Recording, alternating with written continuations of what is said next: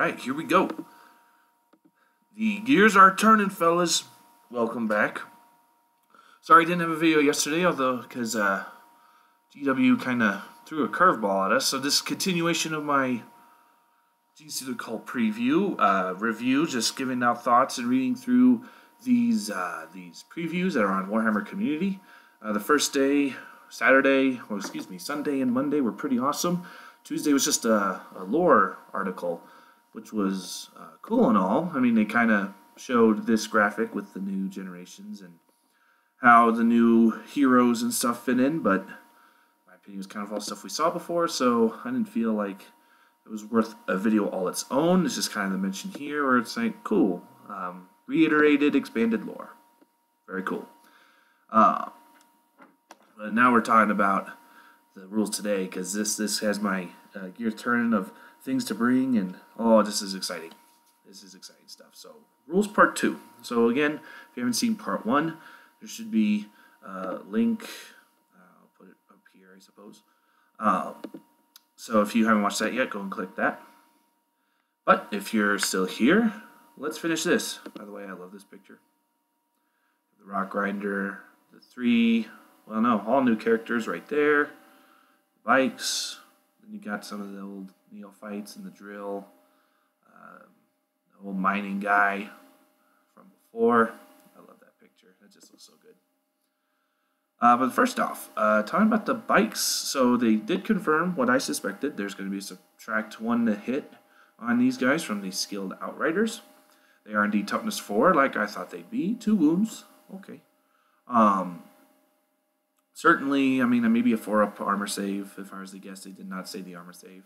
But a -1 to hit's pretty good. It's probably the most defensive thing they could get. 4 wounds on the Wolf Quad, which is the ATV. Do they have the picture? No, they don't. But the ATV thing that you can put heavy weapons on. So these guys move 14. These guys look really cool. They do say, you know, these guys are really good at hunting down heavy weapon squads. Those aren't necessarily the beefiest things, so I don't expect these guys to be running around killing tanks anytime soon, just from their description here. I think they can kill screens very easily, though, especially with this Atalan? Everything in the new Genestealer Cult army is going to have so many different pronunciations. It's not even going to be funny.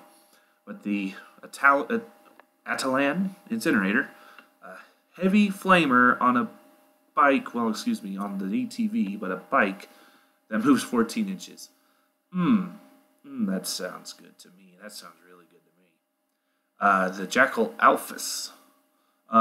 Again, kind of similar to what we thought she'd have. She has the sniper, can target characters. Pretty much a generic sniper. If you hit on a wound on a 6, if you wound on a 6, you inflict an additional mortal wound. It does D3 damage. Cool. Able to kind of pick at the characters every once in a while. But the biggest point that she does is this priority target sighted. You select an enemy unit in the shooting phase that's within 36 inches away, invisible, until the end of the phase. Add 1 hit rolls for attacks made by friendly cult units that target that enemy unit while they're within 6 inches of her, or 12 inches if they happen to be the bike squad. And you can only select, if you have multiples of these, you couldn't select that unit again for a target priority to get +2. So that's what that stipulation says at the end. This is getting my gears spinning for, this bike sits in the back, and maybe you could have Cult Lehman Russes with some really heavy weaponry on there, and give them the +1 to hit in the shoot. Actually, for attacks made a target within per phase. Okay, so it's per phase. I just wanted to double check. Yep, until the end of the phase. So it's only the shooting phase. But keep in mind, if the Primus's aura stays the same, he gives a +1 to everybody, period, all the time. So, including shooting. So he could be around. You'd give this. So the Cult Lehman Russes are now +3 to hit with their heavy weapons. And then at a certain unit target, if you want to just blow something up, they're now 2+. With potential, maybe a reroll somewhere. If I remember correctly, sorry, I'm going to very quickly go to the Gunslinger guy. Because how does his... Because he gives reroll ones in the shooting phase, but how does it... He has to kill something. Now this is additional hits. Here we go. In addition, if he kills an enemy model, reroll hit rolls of 1. Oh, infantry. Okay, bummer. So it wouldn't work with the tanks, but it worked with other things. So you could feasibly get 2-up rerollable on an infantry, but 2-up hidden. If you're facing some knights, maybe this will be enough to give the buffs for the firepower that your tanks need to kill it. That just sounds cool. Be able to also, because realize it's the whole army. The whole army, any unit within 6 inches, excuse me, not the whole army, any unit within 6, or 12 if they're the bikers gets this +1 on that certain unit. So that's pretty good for target priority, just to kill something and then move on. The Locust. I was kind of wondering about him. I was right about his. They say here that he gets a 2-up unquestioning loyalty, so he is a guard in that sense, like all the other guards do. He can heroically intervene within 6, so he's like a Space Wolf, which is pretty cool. And I've played Space Wolves a number of times since the new codex. That is really powerful. And something that really messes you up because you're used to 3 inches and you're like, oh, I'm safe. And then the guy measures his Space Wolf from 6 inches away and jumps into combat. And then you're like, oh yeah, they do that. So that's what this guy does. Don't know what his weapons are, but he does always fight first, quote unquote. Keep in mind with how this works, if you're curious, if your opponent charges, you're pretty much, this guy's always in the charge order of things. So if your opponent charges, it's his turn, then that means he would pick his first unit still. So that would still go. But then you would be next in line with this guy, with the Locust. And then you could hit. So depending on his weaponry, that could be pretty scary for your opponent, especially if he's in combat and there's a high priority target. So this is pretty cool. We need to know his weapons are, but I can't complain. The ability to fight first is pretty cool. So the Clamavus, we figured out what he does. And he has a really cool combo with the model that we'll talk about later. So I'll circle back to him eventually. But essentially, he prevents things from coming in as reinforcements at 12 inches away. That's really good, especially if you have a backline of big Lehman Russes or artillery. You plop them down right there, and your opponent now can't deep strike in their anti-killing weapon, especially if it's assault. Or anything like that. And the 12 inches could be the difference between being potentially rapid fire or not, or having Melta range or not. So it just depends on what the unit is. So that's really cool. And if they're within 6, any unit that you roll a dice on a 6, you get immortal. Not very big, but I mean, it's just kind of that extra little hurt where it's like, well, you want to be careful. I mean, I could do immortal every once in a while. Can't complain about that. The big part is that 12-inch. You can't deep strike with around here, but well, that's really defensive and really good. That on top of the tokens and the blips that don't let you move within 9 anyway at the very first turn. Very defensive, very good. I was correct that he's kind of like a commissary. He adds 1 leadership to cult units whilst they're within 6 of him. In addition, you add 1 to the advance and charge rolls. Now this combined with the specialist detachment from Vigilus, which has a warlord trait, I believe it's the warlord trait, that lets you reroll charges. So now when you deep strike in, instead of 9 inches, now you're at a 8 inches with reroll. That's pretty good. Anything that'll help that little bit more. Keep in mind, you also have, before I move on to the Sanctus, that 3 command point stratagem that when they pop out of underground or out of the token, they can either move d6 or shoot. And if you have a big assaulting unit of pure strength Genestealers, you want to move that d6. So now instead of 8 inches rerolling, it's anywhere from 2 to 7 inches rerolling. And even at 7 inches, 7's the 50-50 chance on 2 dice. So you're increasing your odds quite a bit. So that's really good. It's a good thing I kind of brought up that stratagem again, because keep that in your head. There's a special interaction with this guy, the Sanctus. They do specify that not only does he have this knife, he apparently has a sniper. So perhaps there's options in his kit, or maybe the sniper is hidden under his cloak, and this is just, again, the same model. It's just that his sniper's under his cloak. Who knows? Excuse me. What does FC? But if you give him the sniper, it's pretty much kind of an anti-psyker sniper. It's not bad against any other things. I mean, strength 4, -1 AP, not the best AP, but D3 damage. But target character. If you roll a wound roll of a 6, you inflict a mortal like normal. And if you're targeting a psyker and they lose any wounds at all, you don't have to roll a 6 or anything, then they suffer perils of the warp. Sorry, Grey Knights.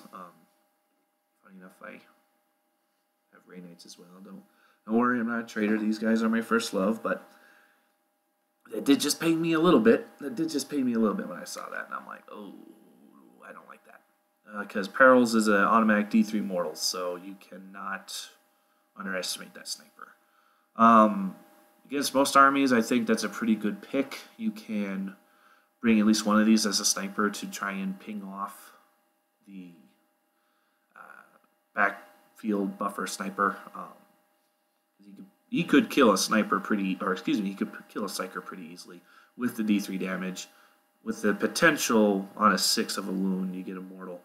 But then the D3 mortal wounds on top of that, most psychers won't be able to survive, or they are very close to death. Which the Atlan Jackal could then, the Jackal Alphys, right? It's Alphys. Why isn't it just Alpha? But yeah, Jackal Alphys could then ping off as well. And now no more buffs. And then to talk about that with the perfect ambush, that stratagem, if you target him with it, it's 0 command points. This is the first rule I've ever seen something like that, where it's like if you target a certain unit with a certain stratagem, that stratagem is 0 command points. And by the way, the perfect ambush is a 3 command point stratagem normally. You would use that to make him shoot twice.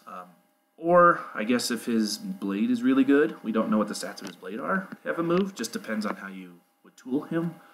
But if you have the sniper right here, then 2 shots, most likely hitting on 2s, if it's anything like the Jackal Alphys, because she hits on 2s. Wounding on 4 up most of the time. Yeah. If you do any sort of damage and you do the mortal wounds and the Perils of the Warp, yeah, that psyker's dead. That looks awesome. The Nexus, my new favorite unit. I love him so much. Just the fact he's looking at a table, like just the lore of this, the story that this tells is awesome. I love it. So no visible rules here. They just talk about them in general. But he does interact with the tokens. What he allows you to do is you move one of the blips. Excuse me, tokens. I said tokens earlier, but blips. Before you reveal anything, you just can move one. I suppose that could let you be defensive again. If you really want to unit a certain position, you can move it back, or you can move it however you want. Really powerful, really good. He also this is the guy that will let us do command point regeneration.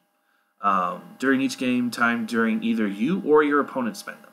So we'll see if it's a overpowered 5-up or 6-up or whatever it does. I saw a rumor that his ability stacks depending on what you have.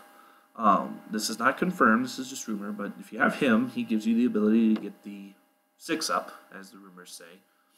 Whenever you or your opponent do stratagem, you get a command point. However, if you have the Clamavus, then when your opponent spends it, you get a +1 to this roll, so it'd be a 5-up. But if you have a Primus, our current guy, then you would get a +1 when you would spend a command point to that roll. So we'll see if that's a real thing. It sounds like a really cool idea. I like it a lot. I would really like it if that was the case. But who knows? What this guy, at the very least, does generate command points for us. What the role is and how it works, we'll just have to see. But his redeploy is what's really cool. That's what's really cool. Okay, Tectonic Fractal. So I'm going to be scrolling back up to that Clamavus in a minute. So this thing, I was worried this thing would be useless. I'm here to tell you I don't think it will be, depending on how many points it is and what sort of stat line we're looking at here. But rules-wise, yeah, we might even see 3 of these puppies on a table, depending on how expensive they are. So it's scenery, it's a fortification, as we understand, so you have to take the fortification stratagem. You need at least 1 up to 3. So that's the detachment you would put him in. So he does allow a redeployment option. So once per turn, you can have an infantry or biker unit. If they move within an inch of this thing, and they're on ground level, it does specify they have to be on the ground level, then you can take them off the board, essentially return to the shadows, and then redeploy them using the underground 9 inches away from the enemy. If the battle ends, then the unit's destroyed. That's really cool. It's pretty much, the drill's drilled down in tunnels and they all run under. And realize that it's they have to move within, so you don't have to start the turn in the inch. You can move to be there, which is really good. Just in case you want to run a unit over, make them go underground, and then next turn they can pop up somewhere and grab an objective. That's really cool. This does make me wonder if Return of the Shadows is still a thing. So I understand since Return of the Shadows is in the 2017 chapter approved, 2017 chapter approved, it's gone. You guys can correct me in the comments if it is indeed something we can't use anymore, or is that something we still can use? Because perhaps if it's not in the book, if it's in the book, then there's no worry. But if it's not in the book, then that kind of makes me wonder what that stratagem sits in. But we'll have to see. FAQ with GW, make it right. Now this is interesting. So we're not seeing all the rule on this one. We're only seeing part of it. But the next one is the idea that this thing, while it's drilling, is making earthquakes, which is so cool. So you have to have a model controlling it looks like. So you have to have probably some HQ or some character or something. We don't know how the control scheme works. If it can be just any unit, if it has to be infantry, whatever. Then they can activate it. They inflict D6 mortal wounds on every unit within 3 of the drill and causing seismic tremors or seismic quakes to devastating effect, depending on how many times it has been previously activated. Okay, so there's a lot going on here. So if you're right next to the thing, it says every unit, including yours, takes D6 mortal wounds. That seems kind of bad. So you may not activate this part of it a lot, but perhaps this isn't very clear, and maybe it actually just means enemy units. Or if maybe you're on top of it, if you're not on the ground level, because a lot of the rules here specify ground level. So if you're in it, there's a Nexus right there in the thing, and it looks like in the control center, then maybe you're unaffected. We'll see. We'll have to see the whole rule.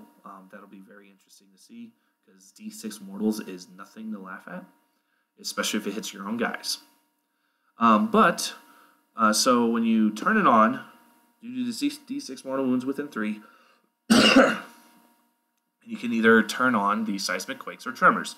But then it also says depending on how many times it's been previously activated. So I'm thinking that this is kind of like a progressing table, sort of like what Dark Eldar have with their Power from Pain.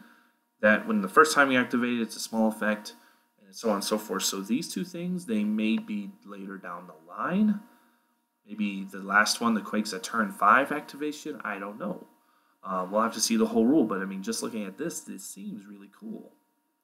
So a seismic tremor is at the start of your movement, or until the start of your next movement phase. My goodness.